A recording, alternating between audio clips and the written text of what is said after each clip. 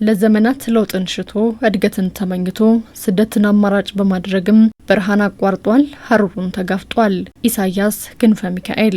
ይሁንና ስደት ከህልሙ መንደር ባያደርሰው በሀገሩ ላይ መለወጥን ፈልጎ በስደት ያካበተውን ክህሎት እየመነዘረ እየሰራ ይገኛል።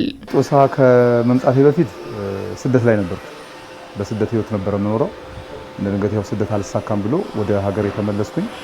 ሀገሬ ከመጣው በኋላ ከጦሳ ጋር ተገናኘ። የተወሰነ የስራ ልምዱ ነበረኝ። ጦሳ ገብቼ ደግሞ የበለጠ አዳብሬ ምን ብዬ አሁን በፊት እኔ ብላክ ሰራተኛ ነበርኩኝ። አሁን ስቴንለስ ስቲል ሰራተኛ ሆኛለሁ። እንዲህ ያልኩኝ ያው ጦሳ ላይ ወደ 10 ዓመት አካባቢ ሆኗል ስንሰራ ማለት ነው። ቤተሰብ እንመራበታለን፣ ልጆችን እናሳድግበታለን። ዛሬ ልክ እንደ ወጣት ኢሳያስ ያሉ ህልመኞች በኢትዮጵያ ታምርት ታላቅ ሀገራዊ ንቅናቄ ምኞታቸው ስጋ የለበሰ ህልማቸው እስትንፋስ የዘራን ቤት ይቁጠራቸው። ማምረቻው ጀምሮ እስከ ሱቅ ድረስ ላለው የስራ እድል በጣም አሪፍ ነው። ምክንያቱም አሁን እዚህ ጋር አሁን የያዘውን ሰው ታውቃለህ፣ በጣም ብዙ ነው። እንደገና ሱቆች በየቅርንጫፉ ሀገር ውስጥ እንደዚህ በውጭ ስታንዳርድ ተሰርቶ ገበያ ላይ ለተጠቃሚ ብቻ ሳይሆን የስራ እድል ሱቅ ላይ ራሱ እያንዳንዱ ሱቅ ራሱ ቀላል ሰው አይይዝም። የስራ እድሉ እስከዛ ድረስ ነው። እንግዲህ ስፋቱ ከማምረቻው እስከ ሱቅ ድረስ የስራ እድል የፈጠረው ስራ እድል በጣም አመርቂ አጥጋቢ ነው ብዬ ነው የምለው። እንደኛ አይነት ሰዎች ቢበረታቱ በጣም ደስ ይለኛል። ምክንያቱም በጣም ትልቅ ለውጥ ነው እያደረግን ያለው ሀገሪቷ ላይ። አሁን የመንግስትም እንትን በቃ ኢምፖርትድ መቆም አለበት በሚለው ነገር ላይ እኛ ብቻችንን ከምንጓዝ ብዙ እንደዚህ ባለሙያዎች መጥተው አብረን ብንጓዝ በተለያየ አቅጣጫ ብዙ ነገሮችን ለዶላሮችን እና ነገሮችን እንላለን ብዬ አስባለሁ። የኢትዮጵያ ታምርት ንቅናቄ የጎደለች መሶብን የተራቆተ ኪስን ከመሙላት ባሻገርም የሚመነዘር የማይነጥፍ ክህሎትን ለበርካቶች አስታጥቋል። የሕክምና መገልገያዎችን በሙሉ እንሰራለን፣ ግን ከምንም በላይ ሳንቲም ልታገኝ ትችላለህ፣ ቤተሰብንም ልትጠግን ትችላለህ። ከሱ በተረፈ ደግሞ ህሊና የሚባል ነገር አለ። አገርን እንደማገልገል ነው እኔ የማስበው በውስጤ ማለት ነው። ብዙ ነገሮችን ነው እዚህ ጋር የምታገኘው።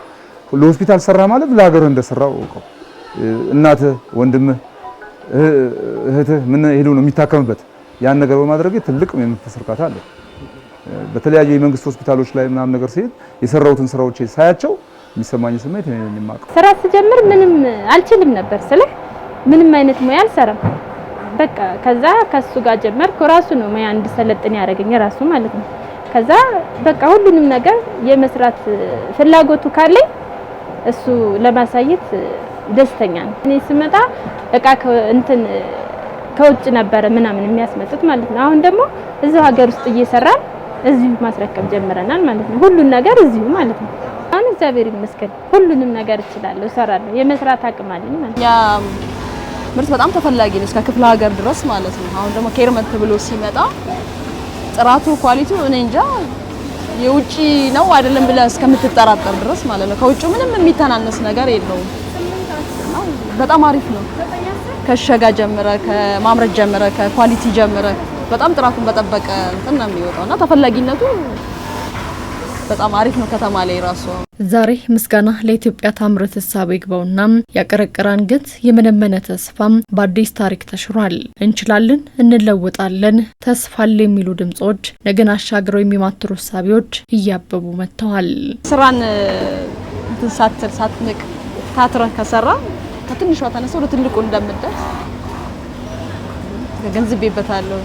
ምክንያቱም ሰው ልጅ ከጠነከረ ስራን ሳትል ከደከምክ ትልቅ ደረጃ ትደርሳለህ። እርግጠኛ ነኝ ከዚህ በላይም ደግሞ እናድጋለን ብዬ ነው የማስበው እንግዲህ